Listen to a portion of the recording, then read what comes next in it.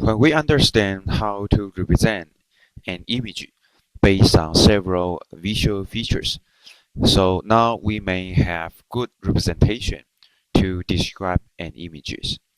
And then because we have several perspectives or several ways to extract these features, so if we concatenate them together, the feature vector will be very high dimensional. In such situation, we may face another problem that involves us to study how to efficiently index the high dimensional feature vectors in an efficient way. So this is why we need the multi-dimensional indexing technologies.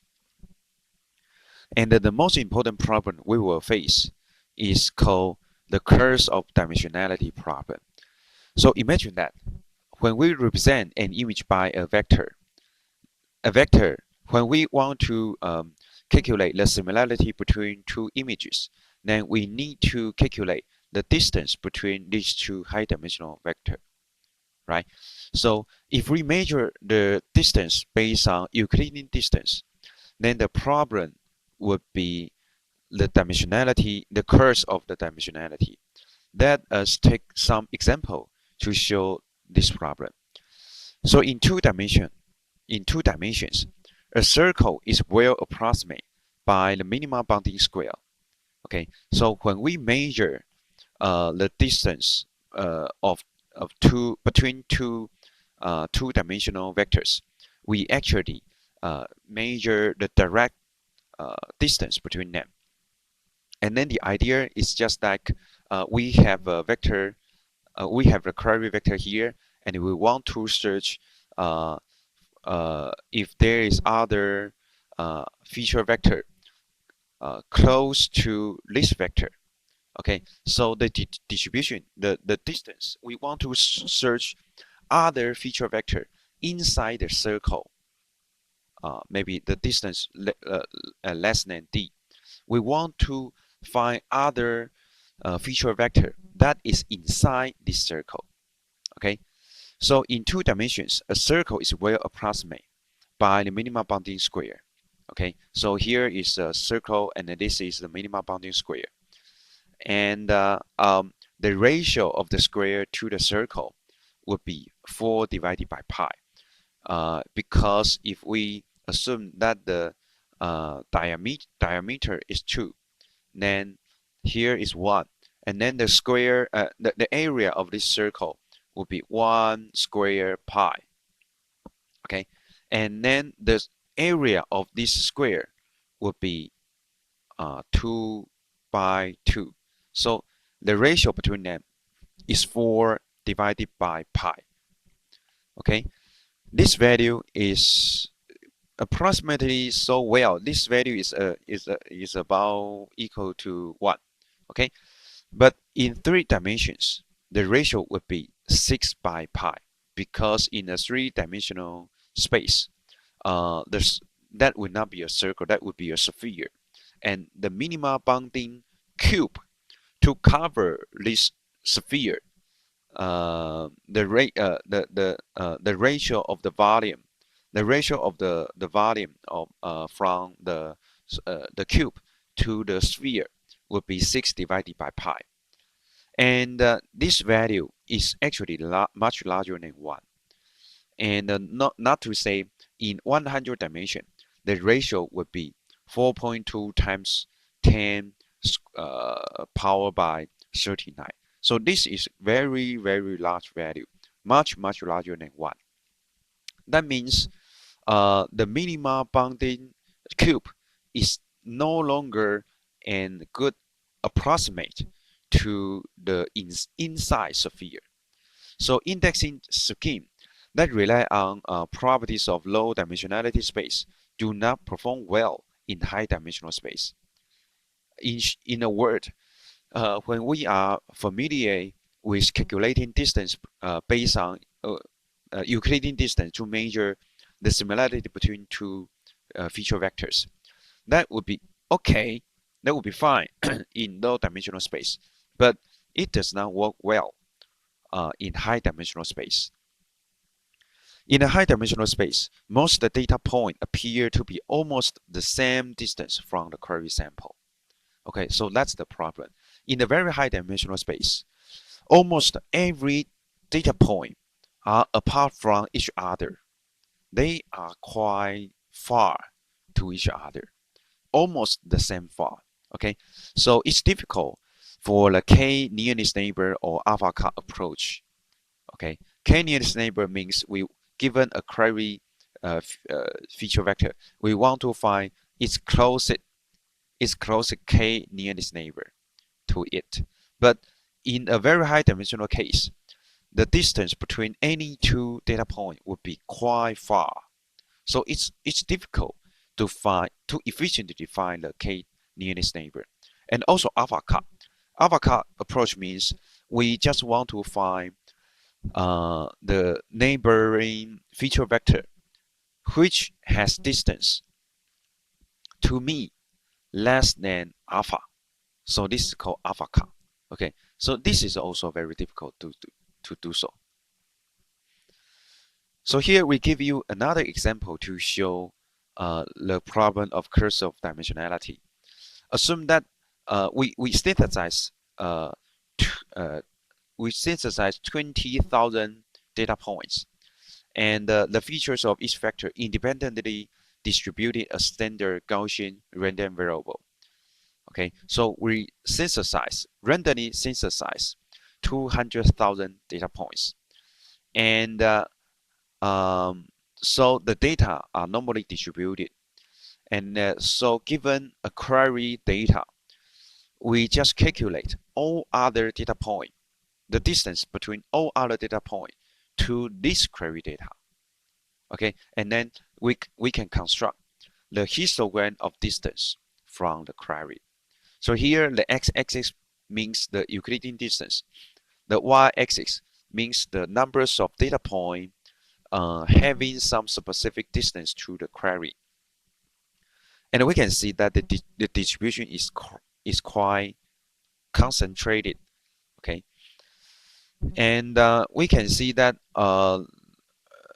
around 5% of the data point have distance less than 12.5, and around 40% of the data point has the distance less than 13. So we can see that almost every or a large portion of data points are quite far from the query data. Or we also can see that just from 12.5 to 13, we have almost more than 10% data point at this range. Okay, so a large Gaussian sample in a three-dimensional space look like a tile, okay, and a well-concentrated cloud. But it's not so in a 100-dimension space. So in a word, it is fine to use Euclidean distance to measure the distance between data points in low-dimensional space, but it is not fine to use it when you face a 100-dimensional space. So how can we do? Fortunately, we have some important characteristic about the data so that we can do dimensionality reduction to avoid the curse of dimensionality problem. We observe that the feature space often has a local structure. So query images have close neighbors, and therefore nearest neighbors and alpha cut can be meaningful. Although the high dimensional space is quite huge, but the data we are interested in often just concentrate on some specific part. So the feature space often has a local structure. Okay, usually the data we are interested in are not randomly distributed inside the high dimensional space. And the features used to represent the images are usually not independent.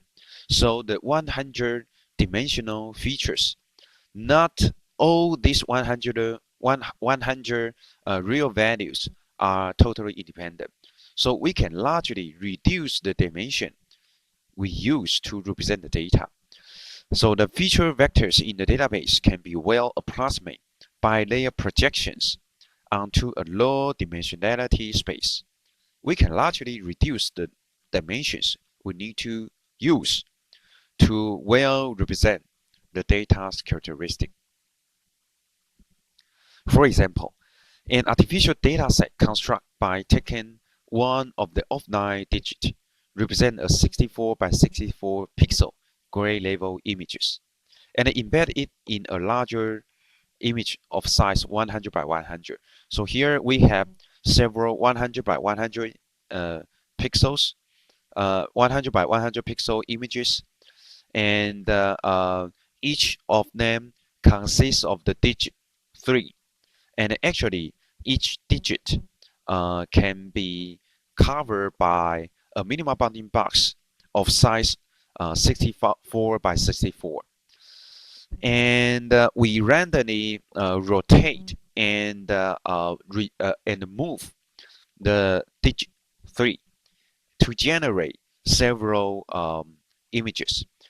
Each of the resulting images is represented by a point in 100 by 100, that is say 10,000 dimensional data space. So if we honestly represent this data, because they are all 100 by 100 images, so if we represent it, we need 10,000 dimensional feature, because if we just store the intensity value of each pixel, then we need 10,000 intensity value.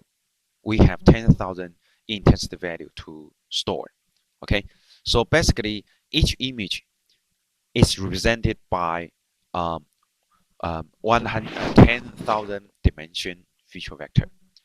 However, we know that basically they are quite similar, and there are only 3 degrees of freedom, that is vertical and horizontal translation and the rotation.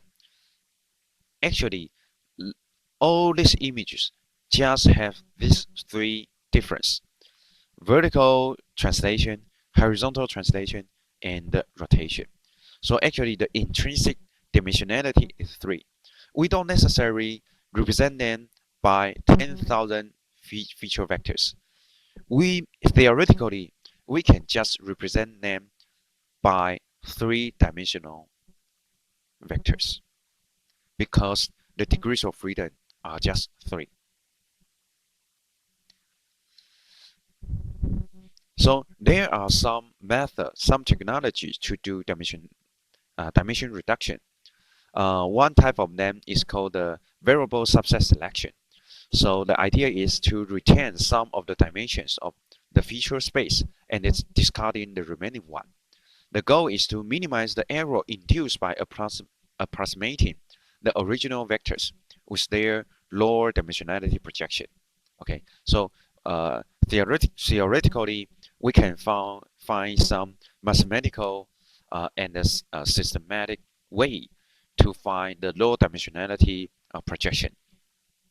So we can develop some linear transformation of the feature space and then extract and transform the high dimensional feature vectors into low dimensional vectors.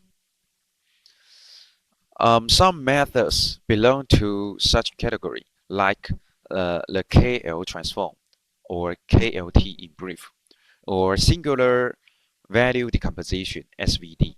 This was actually introduced in linear algebra class, and also principal component analysis, or PCA in short. They are data-dependent transformations and are computationally expensive.